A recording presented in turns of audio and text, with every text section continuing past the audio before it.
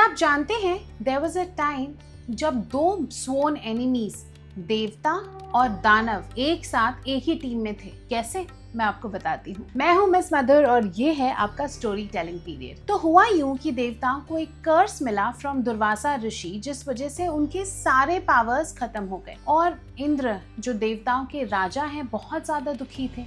तब विष्णु भगवान उन सबके पास आए और उन्होंने बोला कि तुम लोग समुद्र को बिलो मतलब जैसे हम दूध को बिलोते हैं ना, उसको घंटों तक बिलोते रहते हैं, इस तरीके से आपने अपनी मम्मी को देखा होगा, वो करो। उससे तुम्हारे पास अमृत आएगा और उस अमृत से तुम अपने सारे पावर्स पा सकोगे। अब देवताओं को ये आइडिया अच्छी लगी, पर उन्होंने कहा समुद्र को बिलोना बहुत ज्यादा डिफिकल्ट है, तो हम कैसे बिलोएंगे। तब विष्णु भगवान ने उनसे कहा कि आप सबको अपने स्वोन एनिमीज यानी दानवों की हेल्प लेनी पड़ेगी। अब देवताओं को लगा कि ये कैसे कर सकते हैं, तो बिकॉज उनको अमृत चाहिए था तो देवता गए दानवों के पास और दानव और देवता ने मिलकर समुद्र को बिलोना शुरू किया।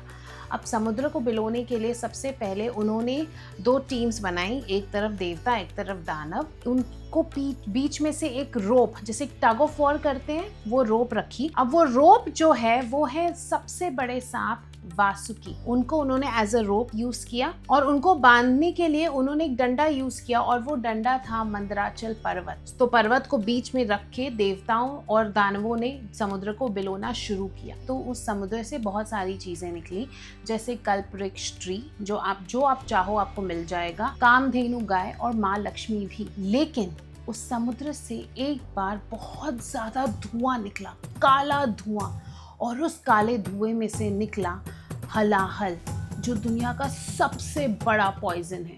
अब ये पॉइजन अगर किसी ने छू भी लिया ना, पूरा ब्रह्मांड खत्म हो जाएगा। उसे देखकर देवता और दानव भागने लग गए, क्योंकि उनको समझ में ही नहीं आया कि ये पॉइजन निकला कैसे और हम इसका करें क्या। तब किसी ने उनसे कहा कि एक भगवान है जो ये पॉइजन को रोक सकते हैं, और वो भगवान थे भगवान शिव। और सब ने कहा कि चलते हैं हम भगवान शिव के पास और कहते हैं कि आप किसी तरीके से इस पॉइजन को रोक लें। और शिव जी ने सोचा कि अब मेरे पास और कोई चारा तो है नहीं, वरना पूरा ब्रह्मांड खत्म हो जाएगा। तो उन्होंने ऐसा किया कि उन्होंने पूरा वो जहर पी लिया। अब जब वो जहर पी रहे थे तो कोई भी उन्हें नहीं रोक रहा था, बिकॉज सबको पता था कि अगर रोकेंगे तो वो सब खत्म हो जाएंगे। अब ये बात पार्वती माँ को पता चली और पार्वती माँ ने क्या किया, वो फटाफट से दौड़ी और शिव जी के गले को पकड़ लिया। तो शिव जी जब वो हलाहल ले रहे थे तब वो जहर गले तक ही रहा और उसके नीचे नहीं गया। और बिकॉज वो जहर गले तक ही रहा तो शिव जी का गला हमेशा के लिए नीला पड़ गया। और इसी नीलेपन की वजह से शिव जी को नीलकंठ बोलते हैं, बिकॉज ये जो पार्ट है ये कंठ बोला जाता है ना। सुंदर कहानी। और एक और बात बताऊं आपको, शिव जी एक हीरो है, क्योंकि जब वो हलाहल निकल रहा था तो उसमें शिव जी की तो कोई गलती नहीं थी, पर उन्होंने देखा कि दुनिया तबाह हो जाएगी, तो उन्होंने सोचा कि मैं दुनिया को तबाह होने नहीं दे सकता, इसीलिए उन्होंने वो जहर पी लिया। यही तो होते हैं असली हीरोज।